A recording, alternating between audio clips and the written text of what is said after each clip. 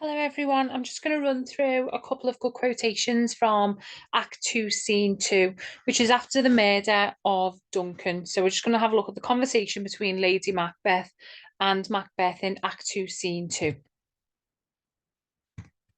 So make notes as we go along, anything that you find interesting or important.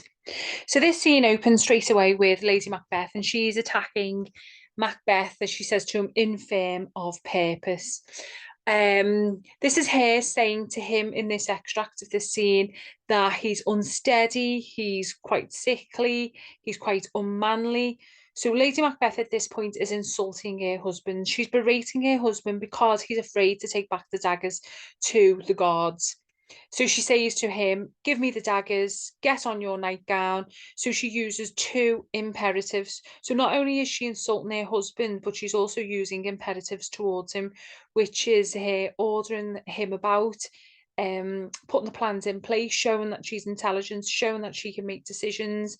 Remember that during Jacobean England, this wouldn't have been the case. They wouldn't have been able to have a voice, especially towards a thane such as Macbeth.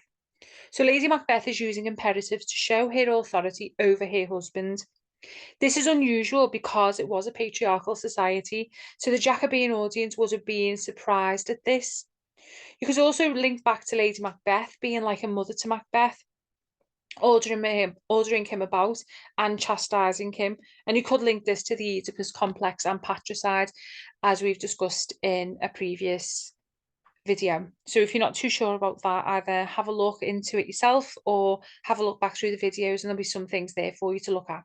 So infirm of purpose, so that's an absolute insult to Macbeth. She's calling them basically weak and ridiculous, unsteady, sickly, useless. And she's insulting her husband. And again, just look back at those two imperatives, easy to spot. Give me the daggers, get on your nightgown. He's basically falling apart and she's taking full control and she's telling him what to do. Macbeth's reaction is completely different to Lady Macbeth's, and he's looking at his hands, what hands are here. And hands in Macbeth, they symbolize the truth. It's that realization of the truth and the consequences of their bad deeds.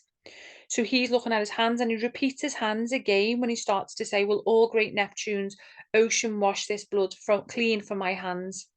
No, this my hands will rather the multitudinous seas and incarnadine, making the green one red. So here he's using it's hyperbole. He doesn't think anything will wash the metaphorical blood away from his hands. And we've got the idea of Neptune. So again, linking back to hyperbole, the Roman god of fresh water or the sea. His seas won't be able to clean his hands of the blood or the guilt. So he realizes the magnitude or how important or how regicide is going to be, they are going to be punished for what they've done. It's not going to go unpunished. It's massive, and he understands that. Whereas she's complete opposite, or she's trying to just kind of downplay what they've just done. But Macbeth immediately has recognized or realizes the magnitude of what they've done. And just a good thing to notice here, blood is mentioned over 40 times in Macbeth, so that constant repetition stresses to the audience the full horror of what they've done. So let's just go back again.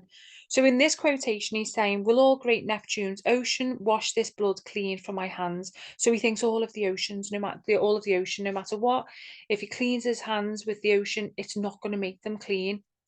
But instead, his hands with the blood on is going to make the seas red instead. So he's going to be able to turn all the seas red because of the blood on his hands.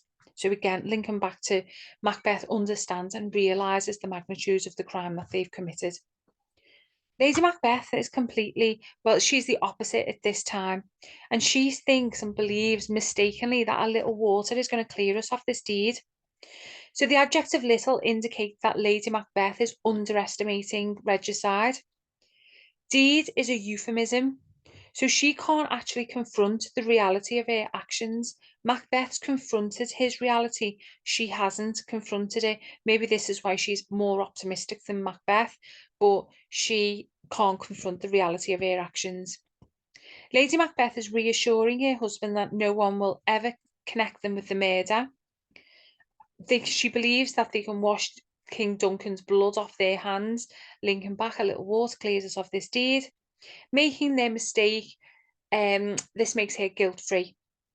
This is her massive mistake. She just believes that she can just carry on and things will be the same and they can just move forward. Blood and water motifs serve as a reminder that a person cannot and they won't be able to escape their guilt.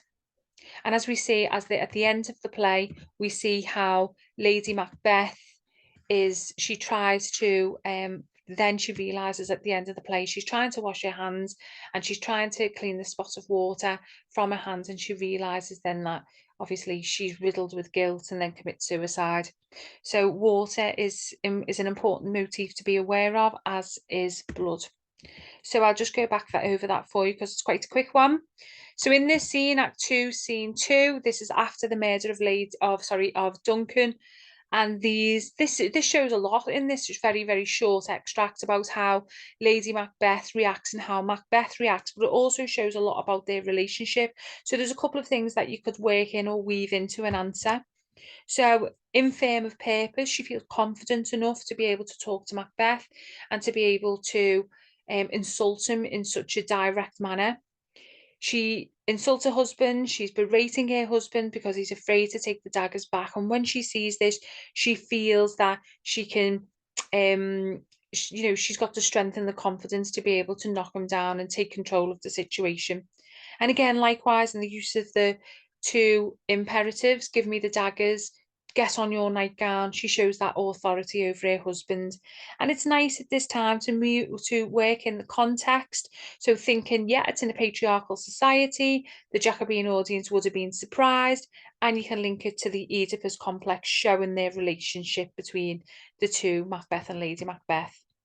Macbeth's reaction is complete opposite. He realizes the impact, he realizes the magnitude of what they've done, and uses hyperbole when he says, "Will all great Neptune's ocean wash this blood clean from my hands? No, this my hands will rather the multitudes in its seas in incarnadine, making the green one red." So he thinks, no, all of the oceans won't clean my hands, but instead I'll turn them red. Her reaction, she thinks a little water will clear us of this deed. I hope that was helpful for you. Quite a short one. So have a look through the other videos if you need more revision. Take care. Bye.